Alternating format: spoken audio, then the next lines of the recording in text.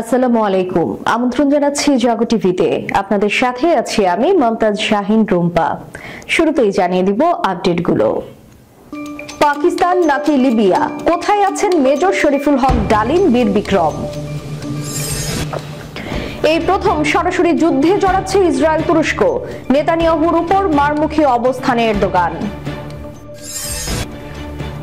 শান্তিতে ঘুমাতে চাইলে ইহুদিদের ইসরায়েল ত্যাগ করতে হবে, কঠিন হুঁশিয়ারি ইয়েমেনের। আল্লাহর ইচ্ছায় ফিলিস্তিনীয় ন্যায়ের জয় হবে, মন্তব্যে এরদোগান। মিথ্যা প্রোপাগান্ডা ছড়ানো থিঙ্ক ট্যাঙ্কের সাথে জড়িত শেখ রেহানার ছেলে মেয়ে, এবার ব্রিটিশ গণমাধ্যম দ্য টাইমসের প্রতিবেদন। যুক্তরাষ্ট্রের অঙ্গরাজ্য হতে চায় কানাডার জনগণ, এটা বুঝেই পদত্যাগ করেছেন ট্রুডো, মন্তব্যে ট্রাম্প। দর্শক শুনছিলেন শিরোনাম, এবারে থাকছে বিস্তারিত সংবাদ।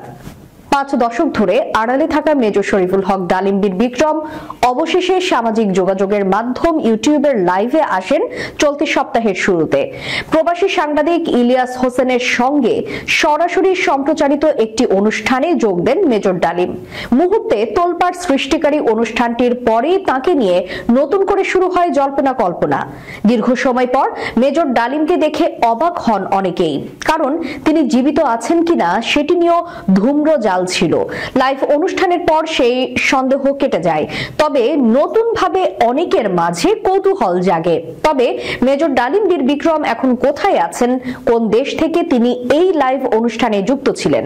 2021 সালের 15 আগস্টের ঠিক আগে পুলিশ সদর দপ্তরের বরাতে বাংলাদেশি একটি সংবাদ মাধ্যম জানিয়েছে মেজর ডালিম পাকিস্তান কিংবা লিবিয়ায় অবস্থান করছেন। এর আগে 2009 সালে কূটনৈতিক ও গোয়েন্দা সূত্রের বরাতে আরেকটি প্রভাবশালী সংবাদ মাধ্যম জানিয়েছে মেজর ডালিম পাকিস্তানে বসবাস করেন, তবে তিনি প্রায় লিবিয়ায় যাতায়াত করেন। বিশেষ করে দেশটির দ্বিতীয় জনবহুল শহর বেনগাজিতে নিয়মিত যাতায়াত রয়েছে তাঁর। প্রতিবেদনে আরো বলা হয়, বিএনপি জামায়াতের নেতৃত্বাধীন 4 দলীয় জোট সরকারের মেয়াদকাল 2001 সাল থেকে 2006 সালে মেজর ডালিম একবার বাংলাদেশে এসেছিলেন। গাজায় যুদ্ধ শুরুর পর ইসরায়েল ও তুরস্কের মধ্যে সম্পর্কের চূড়ান্ত অবনতি ঘটে। দফায় দফায় উত্তপ্ত বাক্য বিনিময় করেন এরদোগান এবং নেতানিয়াহু। এমনকি ইসরায়েলের সঙ্গে বাণিজ্যিক সম্পর্ক ছিন্ন করে তুরস্ক। তবে শক্তিশালী দেশ দুটি কখনো সরাসরি যুদ্ধে না জড়ালেও এবার সেই শঙ্কাই তৈরি হয়েছে বলে এক প্রতিবেদনে জানিয়েছে টাইমস অফ ইসরায়েল। ইসরায়েল ভিত্তিক সংবাদ মাধ্যমটি বলছে, সিরিয়া ইস্যুতে এখন মুখোমুখি দাঁড়িয়ে আছেন এরদোগান এবং নেতানিয়াহু। বাশার আল আসাদের পতনের পর দামেস্কের ক্ষমতা এখন বিদ্রোহীদের হাতে। তুরস্ক সেখানে নিজের একক উপস্থিতি নিশ্চিত করতে চাচ্ছে, যাকে নিজ স্বার্থের জন্য বড় হুমকি মনে করছে তেল আবিব। গেল মাসে বাশার আল আসাদের পতন ঘটে বিদ্রোহীদের হাতে। হাত তাহরির আল শামের নেতৃত্বাধীন বিদ্রোহীদের এই অভিযানে মদদ জুগিয়েছে তুরস্ক। এরদোগানের ছকে বাশার আল আসাদ যখন দৃষ্টিসীমার বাইরে, তখনই আবির্ভাব ঘটে ইসরায়েলের। সুযোগ বুঝে সিরিয়ায় গুরুত্বপূর্ণ এবং কৌশলগত অঞ্চল কবজায় নেয় নেতানিয়াহুর বাহিনী। এরপরে ঘটে আসল বিপত্তি। একদিকে ইসরায়েল যখন সিরিয়াকে দুর্বল করতে চাইছে, ঠিক তখন এরদোগান চাইছেন সিরিয়াকে আরো শক্তিশালী এবং দামেস্কে নিজের আধিপত্য আরো জোরালো করতে। তবে এই খেলায় এরদোগানের সামনে বড় বাধা কুর্দিরা।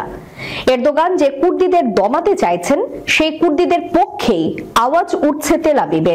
তুরস্কের সীমান্তবর্তী সিরিয়ার কুর্দি শাসিত অঞ্চলে নতুন একটি রাষ্ট্র গঠনের দাবি দীর্ঘদিনের।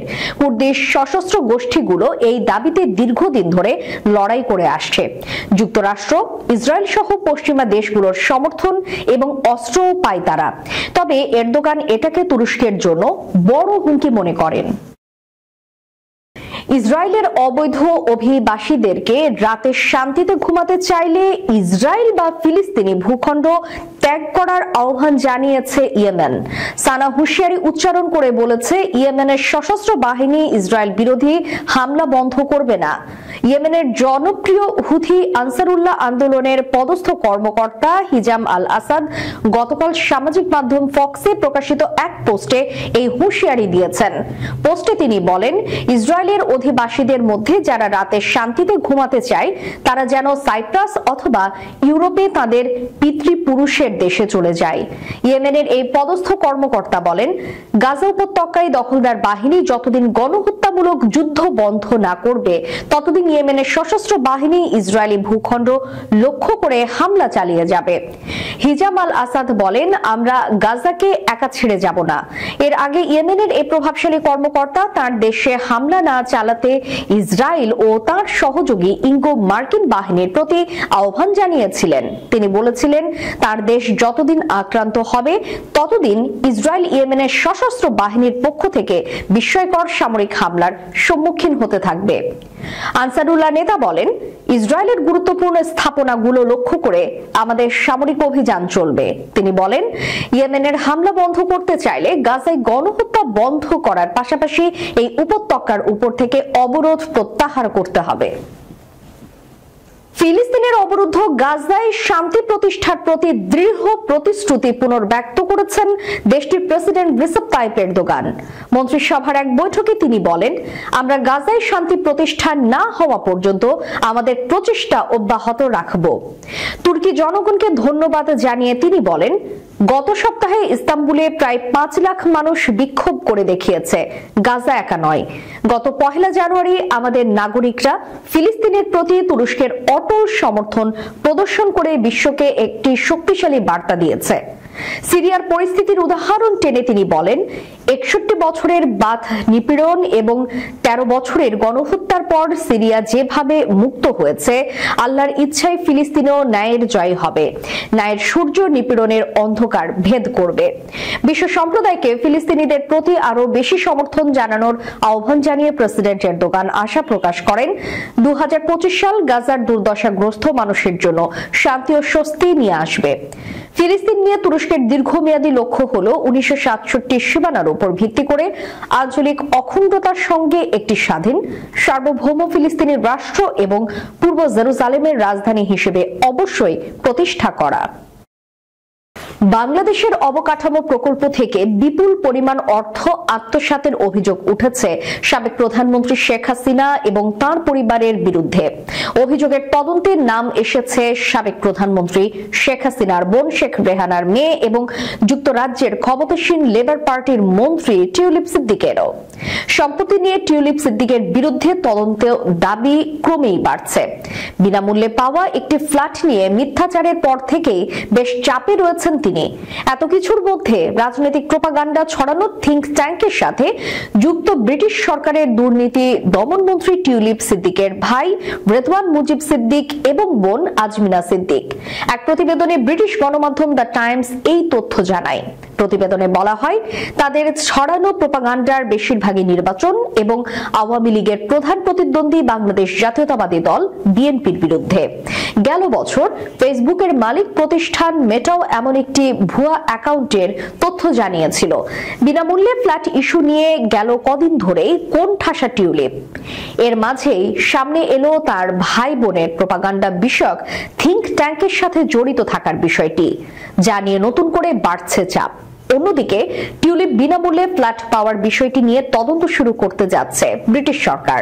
টিউলিপ সিদ্দিক গত বছরের জুলাই সিটি মিনিস্টার হিসেবে নিয়োগ পান। তার দায়িত্ব আর্থিক বাজারে দুর্নীতির বিরুদ্ধে ব্যবস্থা নেওয়া। তবে লেবার নেতা কিয়ার স্টারমার জানিয়েছেন, এখনো টিউলিপের উপর তাদের আস্থা রয়েছে। অভিযোগের জবাবে কিয়ার স্টারমারের অফিসিয়াল মুখপাত্র বলেছেন যে সিদ্দিকের উপর প্রধানমন্ত্রী পূর্ণ আস্থা রেখেছেন এবং নিশ্চিত করেছেন যে তিনি দুর্নীতি বিরোধী সমস্যাগুলি পরিচালনা করতে থাকবেন। এদিকে যুক্তরাষ্ট্রের অঙ্গরাজ্য হতে চায় কানাডার জনগণ। এটা বুঝতে পেরে কানাডার প্রধানমন্ত্রী জাস্টিন ট্রুডো পদত্যাগের ঘোষণা দিয়েছেন বলে মন্তব্য করেছেন যুক্তরাষ্ট্রের পরবর্তী প্রেসিডেন্ট ডোনাল্ড ট্রাম্প। তিনি বলেন, যুক্তরাষ্ট্রের সঙ্গে কানাডার একীভূত হয়ে দেশটির 51তম অঙ্গরাজ্যে পরিণত হওয়া উচিত। স্থানীয় সময় মঙ্গলবার নিজের সামাজিক মাধ্যম ট্রুথ সোশ্যালে পোস্ট করে এই মত দেন ডোনাল্ড ট্রাম্প। তিনি বলেন, কানাডার অনেক মানুষ মনে প্রাণে যুক্তরাষ্ট্রের 51তম অঙ্গরাজ্যে পরিণত হতে চায়। কানাডার অস্তিত্ব টিকিয়ে রাখতে যুক্তরাষ্ট্রকে পর্বতসম বাণিজ্য ঘাটতি এবং ভর্তুকি দিতে হয়। যুক্তরাষ্ট্রকে এই ভার বহন করতে হচ্ছে। জাস্টিন ট্রুডো এই বিষয়গুলো জানতেন এবং এ কারণেই পদত্যাগ করেছেন। ট্রাম্প আরো বলেন, কানাডা যদি যুক্তরাষ্ট্রের সঙ্গে একীভূত হয় তাহলে কোনো শুল্ক থাকবে না, কর অনেক কমে যাবে এবং তারা রুশ ও চীনা জাহাজের কাছ থেকে আসা হুমকি থেকে পুরোপুরি নিরাপদ থাকবে। কানাডা যুক্তরাষ্ট্রের সঙ্গে একীভূত হলে এমন একটি মহান রাষ্ট্র জন্ম নেবে যার কোনো নজির নেই। ট্রুডোর জনপ্রিয়তা তলানিতে পৌঁছে যাওয়া এবং পরিশেষে পদত্যাগের সিদ্ধান্তের পেছনে ট্রাম্পের বড় অবদান রয়েছে বলে ধারণা করেন বিশ্লেষকরা। আগামী 20 জানুয়ারি ক্ষমতা গ্রহণ করবেন ট্রাম্প।